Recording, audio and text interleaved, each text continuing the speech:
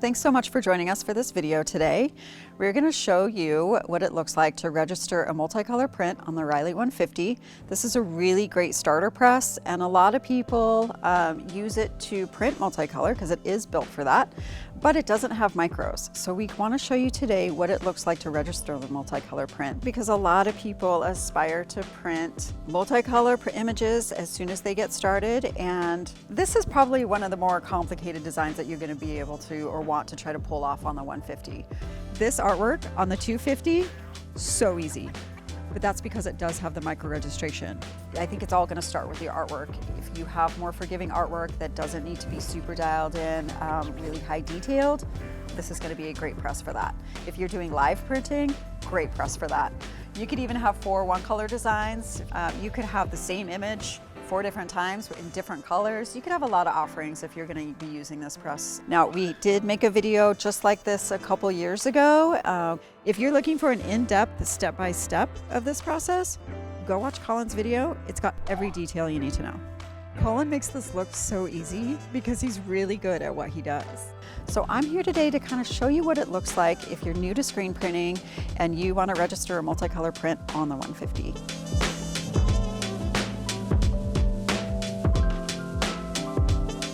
If you're at all interested in learning how to print on a press with micro registrations, we just made a really cool course with a ton of information, shows how to mix inks, everything with the 250 course. It's free, it's on our website, go to screenprinting.com.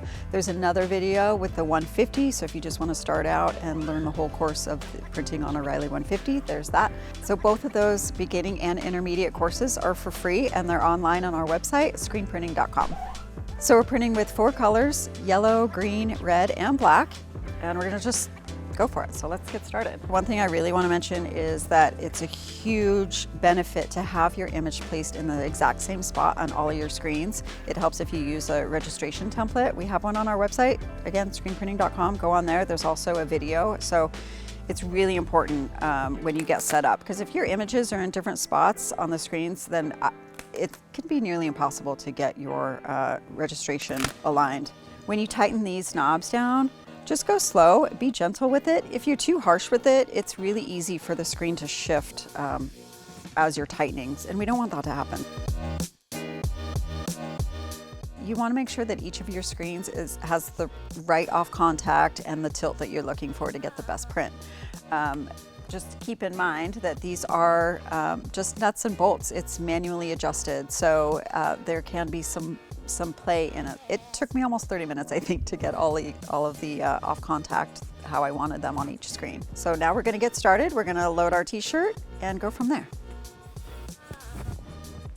This is probably one of the more complicated designs that you're going to be able to or want to try to pull off on the 150. There's a couple different options you can do with your 4 colors though. If you wanted to do more of a spot color design, a big blockier print where your images aren't overlapping much, you could easily make a really cool 4 color design, or maybe a 3 color with a white underbase. I wouldn't shy away from that. I think that would be a really cool thing to do on this press.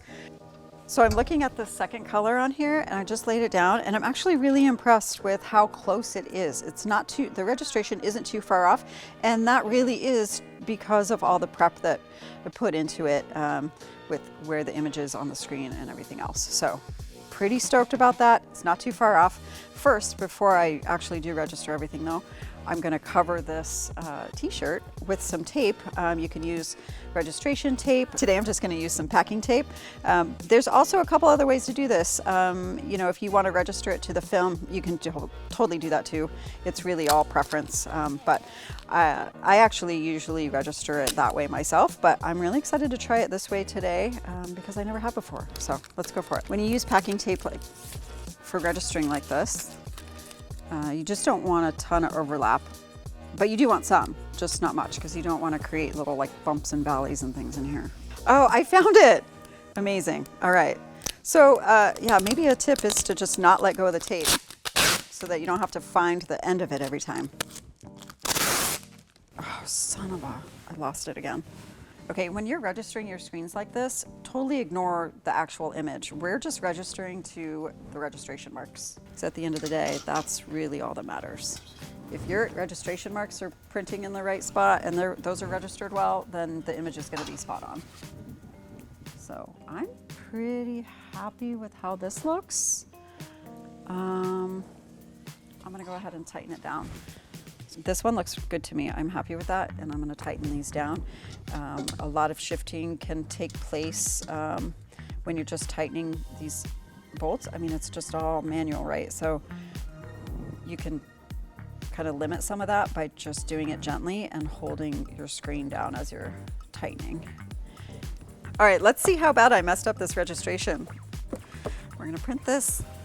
I'm kind of scared to look, to be honest with you, but we're going for it. Okay, in all honesty, this is so close. I don't know if I'm capable of getting it any closer than this, but I need to try because we really want these to be really right on top of each other. This might be as close as we're gonna get it. I'm going to wipe this off and we're gonna move on to the next color.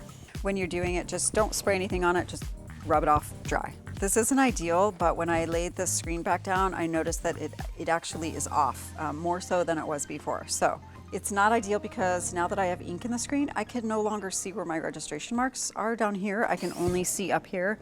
So I don't want to move it too much, but I have to. So I'm going to loosen these just a little bit and see if I can try not to move the bottom too much. But I'm just going to kind of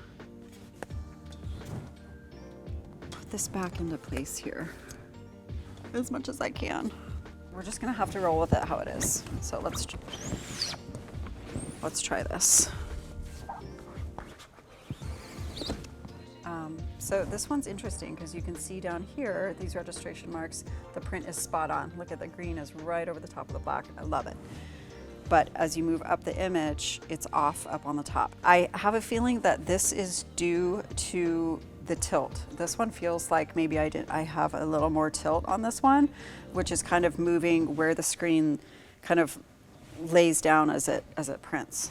I'm going to wipe the green down again, wipe this off, and I'll re-register it, see if I can get it a little bit closer. If I can't, then I'm going to go back in and adjust the tilt and maybe the off contact a bit. So, dude, this is so off. Like,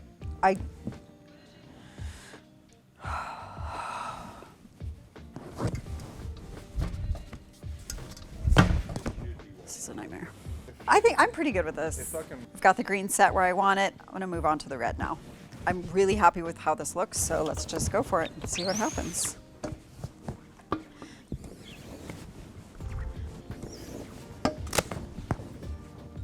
Yes, I love it.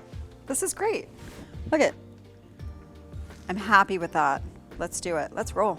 If anyone's interested and curious how long it's taken us to get to this point of printing onto the actual shirt now, it's been 1 hour and 15 minutes. So that's not even counting the time that it took to set up the off contact and the tilt registration and all that. That was probably an additional 30 to 45 minutes.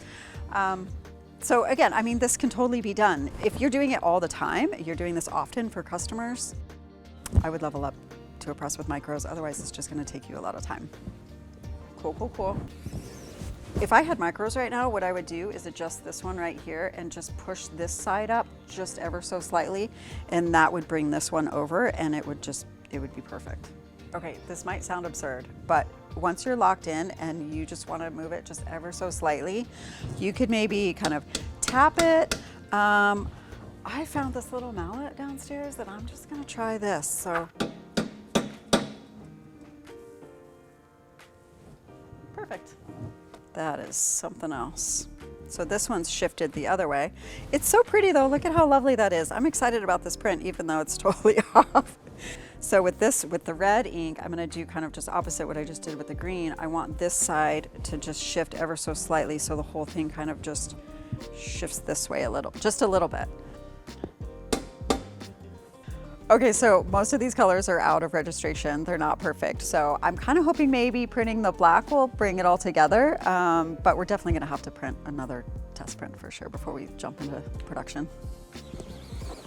We definitely wanna print another test run, but I mean, what a cool image. I think as long as you're willing to take the time and patience that it takes to register the multicolor, you can do it. So I think after all that, I finally got it dialed in. We're gonna print the black one more time. Hopefully it traps everything in and it's good to go.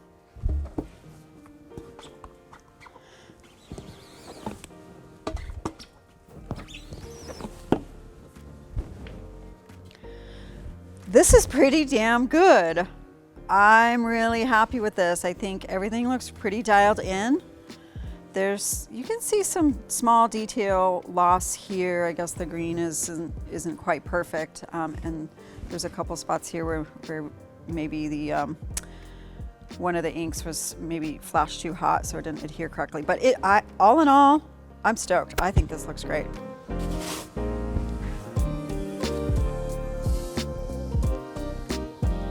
Okay, so that was a pain in the ass, but remember that artwork was really fine detailed and left little room for error. And registering that on a press without micro registration can be complicated. On a 250, I could have had that registered in maybe 15 minutes. On the 150 without micro registration, it took me almost 3 hours. That green screen was kind of troublesome. You can tell in parts of the design that it was giving us some issues.